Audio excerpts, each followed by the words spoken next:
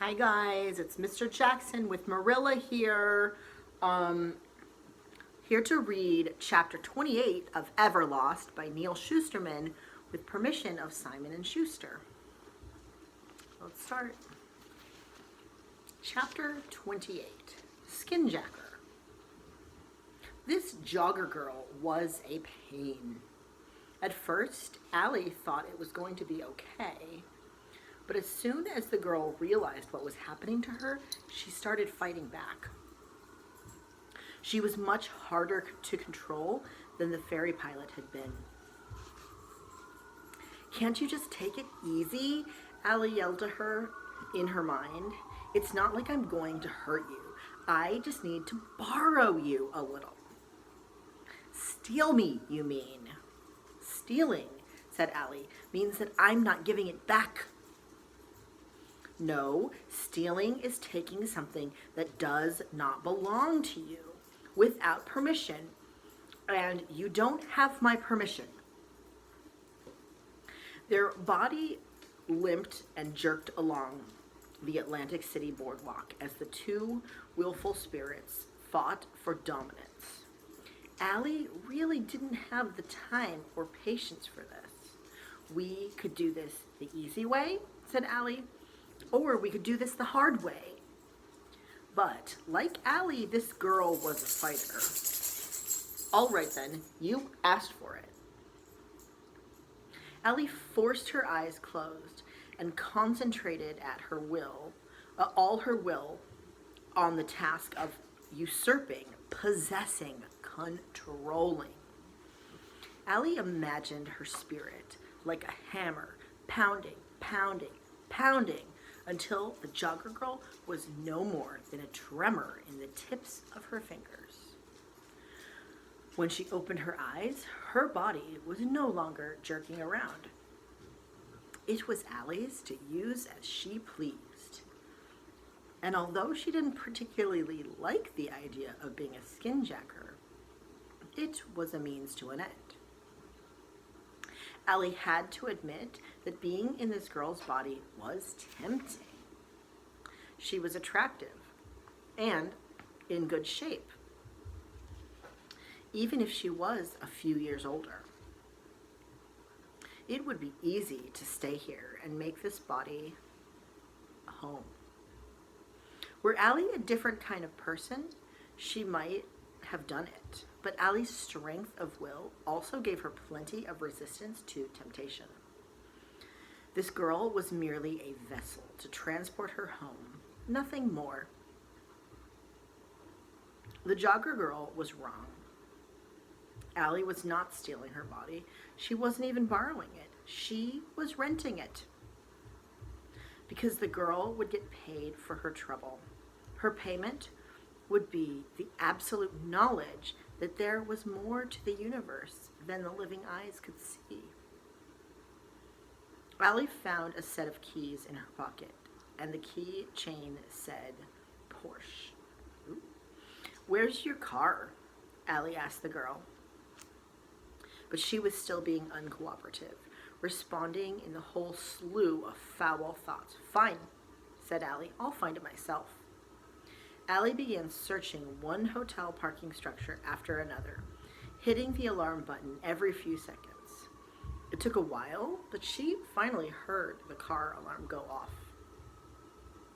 The biggest problem now was Allie did not know how to drive.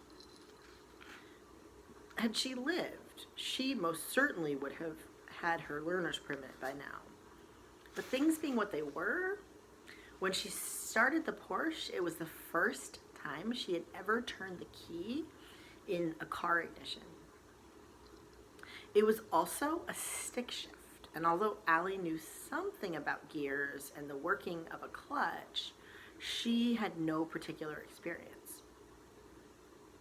Just pulling out of the parking lot became a nerve-wracking experience of sudden starts, stops, and loudly grinding gears. My car," cried the jogger from deep inside. "What are you doing to my car?" Driving, however, was not as easy as she thought, and getting a hang of it was going to take much longer. than Allie realized. It was past noon now, and Allie felt no closer to being capable of driving the Porsche than when she started. Allie supposed she could ditch the car and find another transportation, a bus maybe, but then all the buses from Atlantic City went to New York or Philly. None went down to Cape May. "Please," said the jogger girl, much calmer now. "I've heard your thoughts and I know where you want to go. Let me have control of my arms and legs so I can drive." Distracted, Allie ran a red light and slammed on the brakes, coming to a stop right in the middle of the intersection. Angry horns blared and cars swerved around her. "Please," the jogger girl said again, "before you get us both killed." Since Ellie had no desire to experience death again, she relented and backed off. Not entirely, but enough to let the girl control her arms and legs so she could drive. To Allie's relief, the girl didn't fight. She simply pulled the car out of the intersection and headed back to the main road that would take them out of Atlantic City.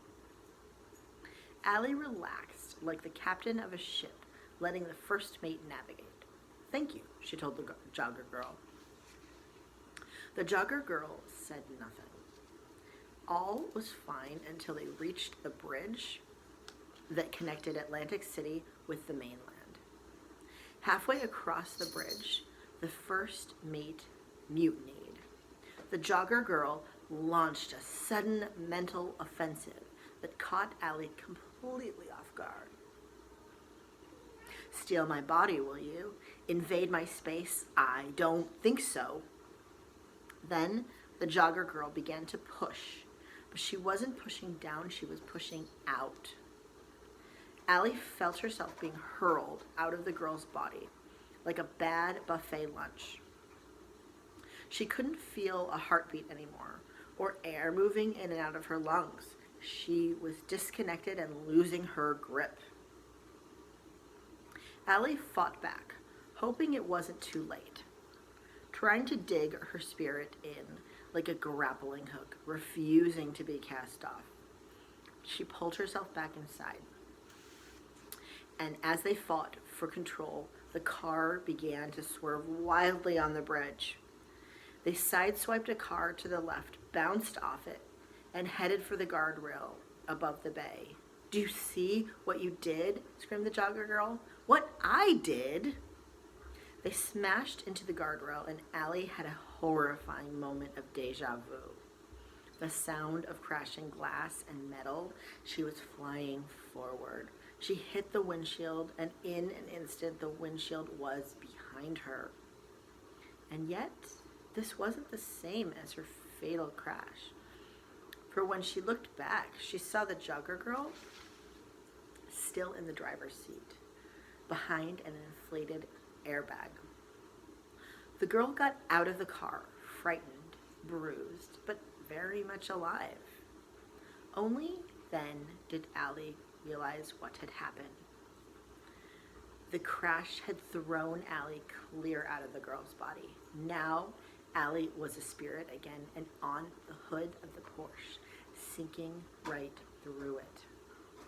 Desperately, she tried to find something to grab onto, but everything here was living world.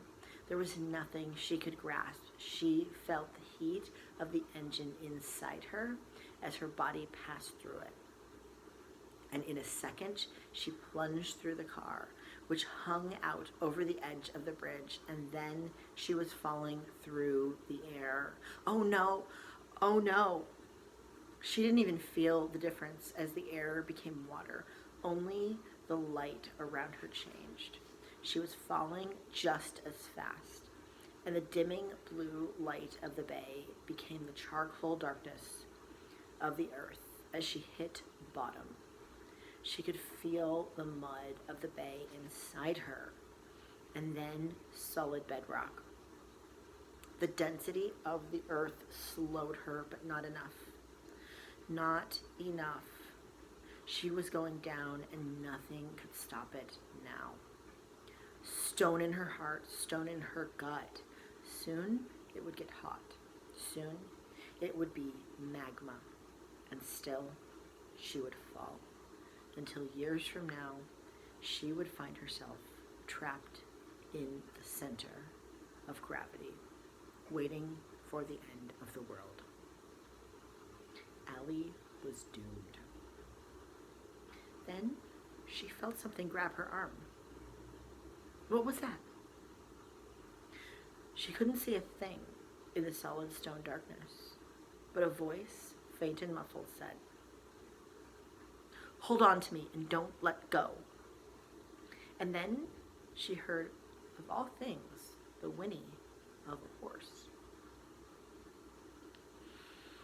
On Everlost coins, Mary Hightower's books have only this to say: they do not sparkle, they do not shine, and they contain no precious metals.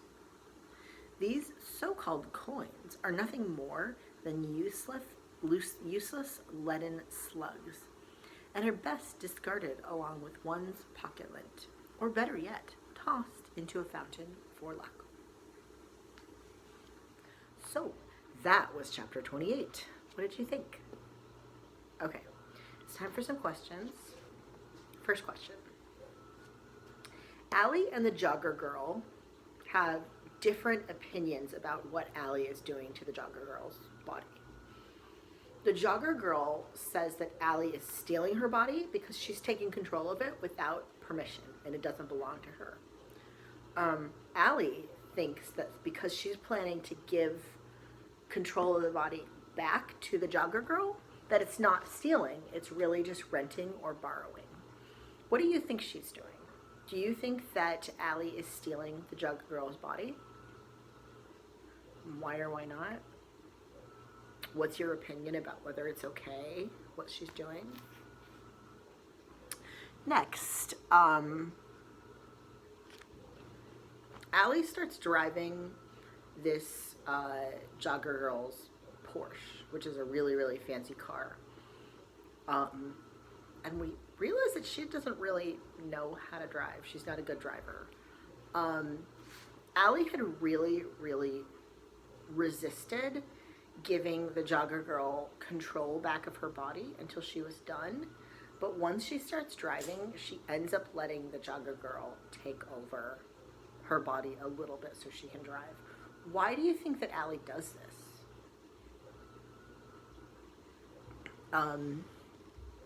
Next question. Who do you think it was that saved Allie? Remember, Allie starts sinking into the earth and someone saved her. Who was it? We did get one clue, which was that she heard a horse whinny, which is like when a horse makes a noise. So that's the clue we got. But who do you think saved her? So, we're almost done with the book. Exciting. I will see you guys tomorrow. Miss you. Bye.